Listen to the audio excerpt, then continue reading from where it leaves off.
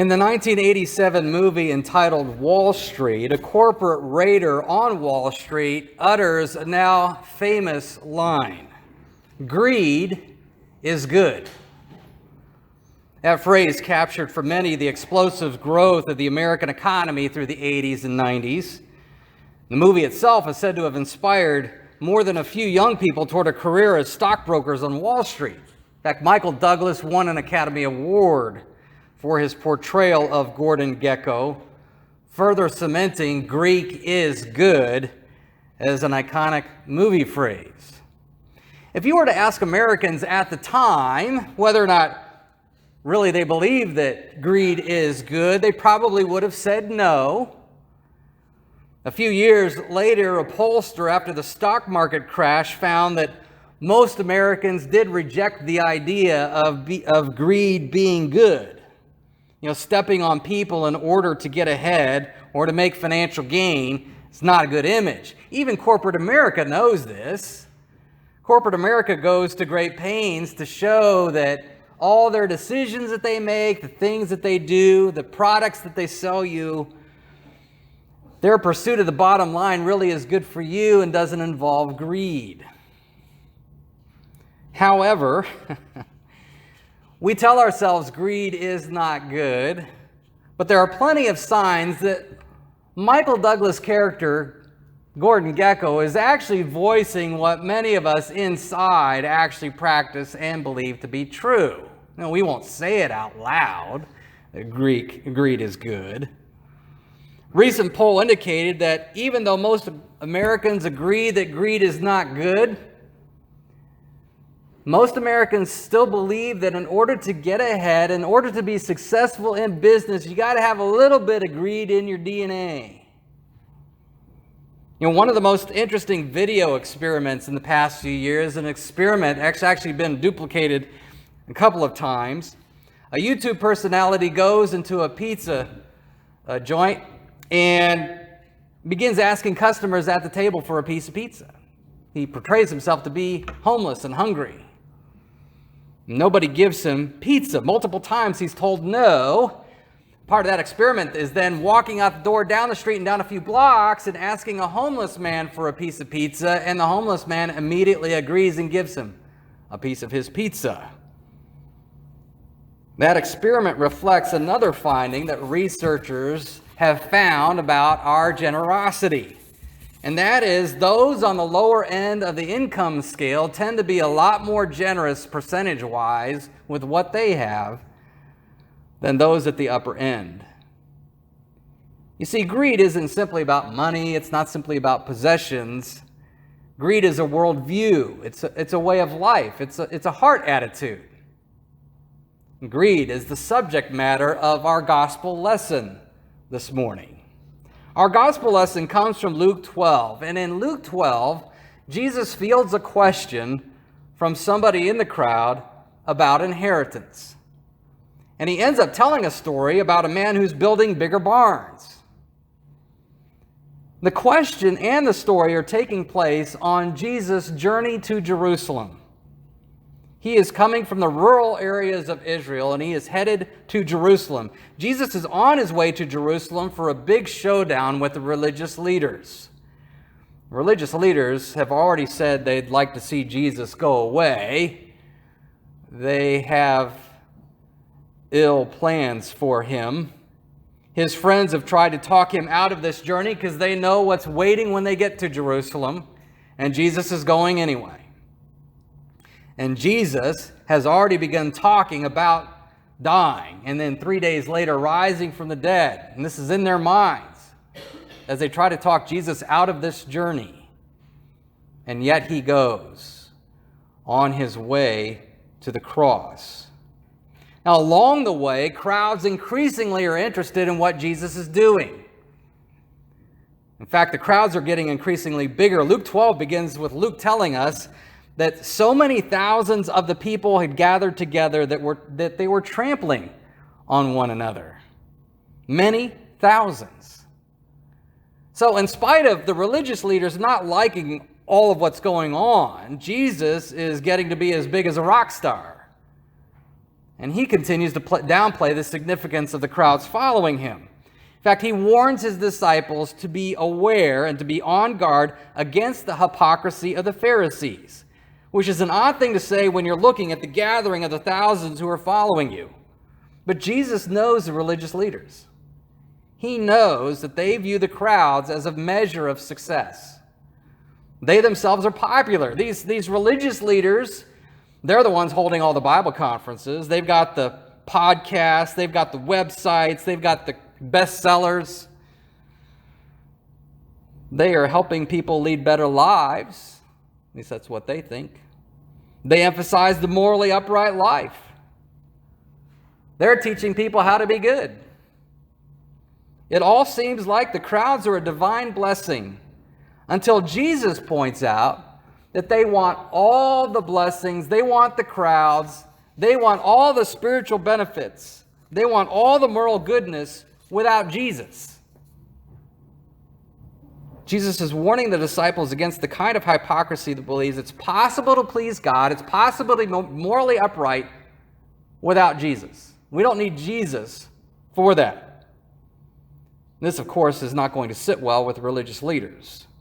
Hearing Jesus warn the crowds about their hypocrisy and warning them and basically telling them, don't fear what these guys can do to the body.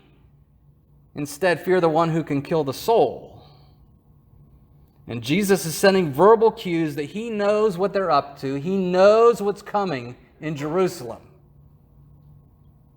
And it's in this kind of tense conversation that somebody in the crowd then challenges Jesus.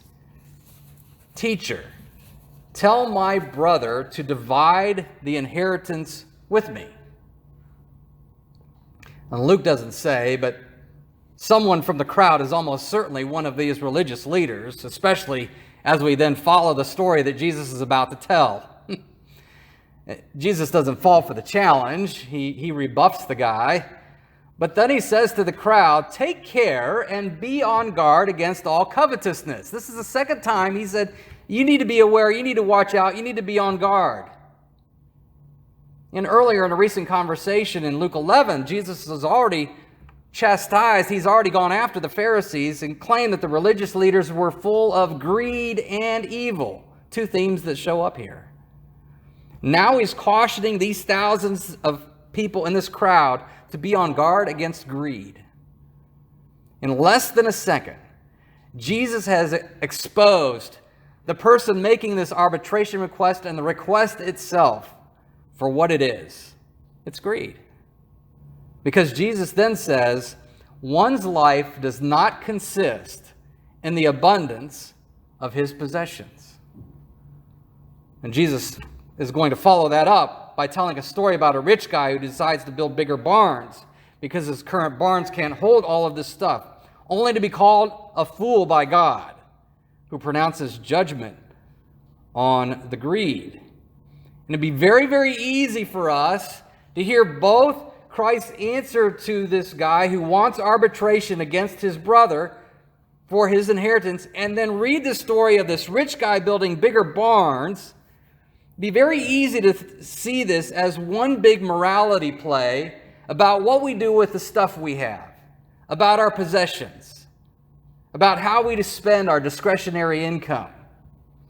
And many do this with this particular passage in this conversation. And while there's something going on here, there's something is to be said about the greed that is involved with our stuff and our possessions. Note what Jesus actually says here. He says one's life does not consist in the abundance of his possessions. One's life. You see, this isn't simply an ethical dilemma. This is an identity dilemma. The brother who wants his inheritance, this rich fool in the story, they have an identity problem. One's life, one's identity is not found in what one has or what one does. Our stuff is not what makes us who we are. At the core, the greed problem is not simply a penchant for hoarding. And again, that's what we typically think of greed. No, that's simply a symptom of a deeper problem.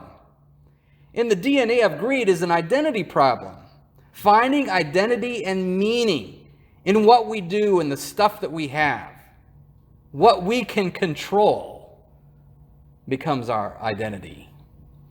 And Jesus is telling the thousands who are listening to this exchange between himself and this religious leader in the crowd that they are to be on guard against all greed. It's not simply money. It's not simply possessions. See, greed manifests itself trying to control, trying to hang on to what we have and accumulate. It's not just about money. It's not just about possessions. It involves resources. It can be time. It can be relationships. It can even be the space that we occupy. Information, anything can become the object and source of our identity. And a tip-off that we are doing this shows up in the safety nets that we build in order to protect our money, our possessions, our information, our time, the space we occupy. Because when we start to build those safety nets, all of a sudden that's a tip-off. That's now my salvation. That's now my identity. That is what is going to save me. And worse, this kind of greed not only locates identity in what can be controlled, in our possessions, Jesus then becomes somebody who we employ in order to get it for us. Jesus is our Santa Claus. Listen to what the request is. Teacher, tell my brother to divide the inheritance with me. I want my inheritance, and I want you to get it for me. Jesus, if you're so great, if you're the Messiah, if you're the guy everybody thinks, this crowd thinks you are, you're going to do this for me. Wanting Jesus for what's in it for me. And that, my friends, is greed in a nutshell. Jesus can't get me what I want, then he must not be all grand. If Jesus can't do for me what I want him to do for me, then he must not be the Messiah. Because the Messiah exists for me in my life. It's my life. My possessions, my time, my wish list. You see, the fool has said in his heart, there is no Christ. The Messiah exists for me, or he doesn't exist at all. And Jesus is noting the identity problem when he says, one's life does not consist in the abundance of possessions. What's interesting about the way Jesus engages this guy who is asking for this inheritance and Jesus to arbitrate, Jesus' habit is to always follow up with some sort of statement he's making and something in the conversation to tell a story as an example of what he means and what's actually going on in the conversation. And that happens here. He tells this story. The rich man needs bigger barns because his current barns can't hold all of his stuff. He has too much. And not only is he building bigger barns, he's going to retire early and enjoy the spoils of all of his narcissism. I mean, he's talking to himself. And in talking to himself, he says, soul, you have ample goods laid up for many years. Relax, eat, drink, be merry. It sounds like, if we were to take all the wrapping off of this story, that sounds like the American dream. It sounds like the typical retirement plan. I've got the nest egg, and now it's time for me to enjoy the nest egg. This nest egg is going to be paying out for a long time to come. I've got the time. It's now time to enjoy it. And what Jesus says, it sounds like, is someone who is finding their identity in what they've done and what they're planning and what they plan to do with their time. After all, those possessions, all the stuff in the barns, it's mine. It's mine. It's my life. It's now or never. I ain't going to live forever. I just want to live while I'm alive. It's my life. So says a 1980s American philosopher from New Jersey. It's my stuff. It's my life. Or is it? Or is it? Is it really my stuff? Is it really my life? You know, in this story, God says to the rich man, "You fool, this night your soul is required of you." Your soul is required of you. Is required? You know, that's gift language. I am reclaiming the soul that I gave to you. It's not your life. It's my life, and I gave it to you. All the stuff in the barns, I gave it to you. All that time, all that planning, I gave it to you. Your possessions, your food, your income, your leisure, your time, your space, your relationships, those are all gifts from me, and now I'm taking them back. Jesus says this is what happens to one who lays up treasure for himself and is not rich toward God. This is what happens to the one who finds their identity in what they control, and in their possessions, and in their time, and in their relationships, in their stuff. This is the end game for that brother who wants Jesus to get his inheritance for him. Because what he wants is what Jesus can do for him. This is his end game. He is going to lose it all, including his eternal life, because he failed to recognize that the gift from God to him and to the thousands that are listening to this conversation, the gift is standing right in front of him. It's Jesus himself. You see, to have Jesus is to have life itself.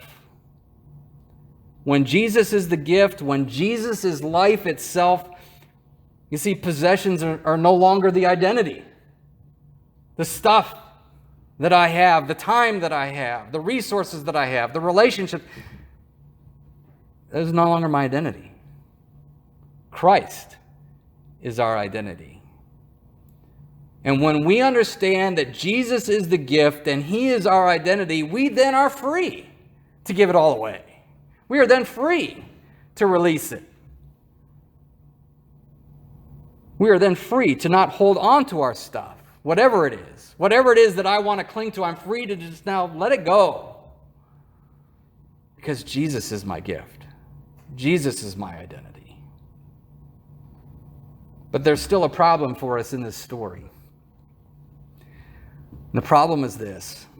You see, as we read this story, as we stand there among the crowds, as we listen to Jesus talk, we begin to realize that this is us. We are the brother. We are the rich guy. We are the Pharisee. We are the hypocrite. We have all lived at one time or another, and we have all begun to believe that greed is good because we act that way. The only way that we are ever going to be rich toward God is if we have somebody who will come and be the fool for us.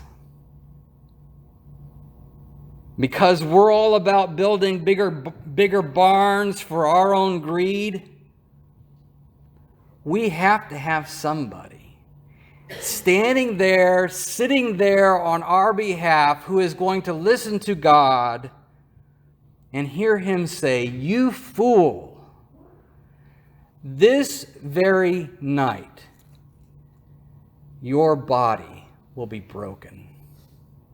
Your blood will be shed. Your life will be required of you." We need Jesus to be the fool for us. And the irony of ironies is that even though Jesus had all the right in the world to hang on to everything, he gave it all away. He gave it all away. Christ died as a fool because we have been the fools. And in the exchange, he gives us life. So be on your guard against covetousness. Be on your guard against greed. Our life does not consist in what we have or what we do. Our life consists of the one who has died as a fool for us. The one who had his life required of him on behalf of fools everywhere. Jesus died the death of a fool so that the life he gave up would become our own. Because it's his life.